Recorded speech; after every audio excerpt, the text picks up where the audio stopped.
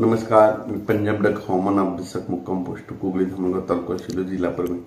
आज आहे 27 मार्च 2024। आजपासूनचा खास करून शेतकऱ्यांसाठी अंदाज देत आहे, कारण की राज्यामध्ये काय झालं की गरमी खूप वाढली, उष्णता वाढली, त्याच्यामुळे खास करून आता नेमक्या शेतकऱ्याचं कांदा काढणी चालू आहे, हरभरा काढणी चालू, गहू काढणी चालू आहे, द्राक्ष बाग देखील चालू आहे। म्हणून खास करून हे अवकाळीचा एक अंदाज शेतकऱ्यासाठी देण्यात येत आहे। आज आहे 27 मार्च 2024। तर शेतकऱ्याला सांगू इच्छितो 29 मार्च, 29 मार्च, 30 मार्च आणि 31 मार्च दरम्यान राज्यामध्ये पूर्व विदर्भ, पश्चिम विदर्भ, मराठवाड्यामध्ये, मध्य महाराष्ट्रामध्ये विखुरलेल्या स्वरूपाचा एक अवकाळी पाऊस येणार आहे। म्हणून हा अंदाज सर्व शेतकऱ्यांना लक्षात घ्यायचा। सर्वदूर पडणार नाही, फक्त विखुरलेल्या स्वरूपात जिल्ह्यातल्या कुठेतरी 5-6 ठिकाणी जिल्ह्यात पडू शकतो। म्हणून हा अंदाज विदर्भ, मराठवाड्यातल्या शेतकऱ्यांनी हा अंदाज लक्षात घ्यायचा। 29 मार्च, 30 मार्च आणि 31 मार्च दरम्यान कोकण पट्टी दरम्यान देखील थोडं काही भागामध्ये पाऊस असणार आहे, म्हणून ही अंदाज लक्षात घ्यायचा। उत्तर महाराष्ट्रात देखील 1-2-10-12 ठिकाणी सुद्धा पाऊस होऊ शकतो अवकाळीचा। सर्वदूर नाही म्हणून एवढं घाबरायची काही कारण नाही।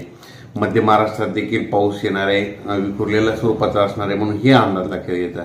त्याच्यानंतर मराठवाड्यातल्या शेतकऱ्यांनी देखील लक्षात घ्यायचं की परभणी जिल्हा झाला, बीड जिल्हा झालं, उस्मानाबाद, तसेच नंतर लातूर जिल्ह्यामध्ये सर्वदूर पडणार नाही, जिल्ह्यात एखाद्या 10-12 ठिकाणी पाऊस पडेल, म्हणून हा अंदाज लक्षात घ्यायचा। त्याच्यानंतर पूर्व विदर्भात आणि पश्चिम विदर्भात थोडं पावसाचं प्रमाण जास्त राहणार आहे, म्हणून खास करून पूर्व विदर्भातल्या शेतकऱ्यांनी ज्यांचा कांदा काढणी चालू त्यांनी थोडी काळजी घ्यायची, कारण की पूर्व विदर्भ आणि पश्चिम विदर्भामधल्या जिल्ह्यामध्ये थोडं जास्त प्रमाणात पावसाचं अवकाळी पाऊस असणार आहे, म्हणून हा अंदाज लक्षात घ्यायचा। पण राज्यात हा सर्वदूर पाऊस पडणारच नाही, फक्त विखुरलेल्या स्वरूपात आहे, म्हणून हा अंदाज लक्षात घ्या। पण तरी सर्व शेतकऱ्याला सांगू इच्छितो, आता नेमका आता कांदा काढणी चालू होणार आहे, म्हणून शेतकऱ्यांनी काय करायचं, आता हे मार्च महिने म्हणजे आता मार्च एंड आहे, म्हणजे बँकेचं मार्च एंड असते म्हणून हे लक्षात घेतलं।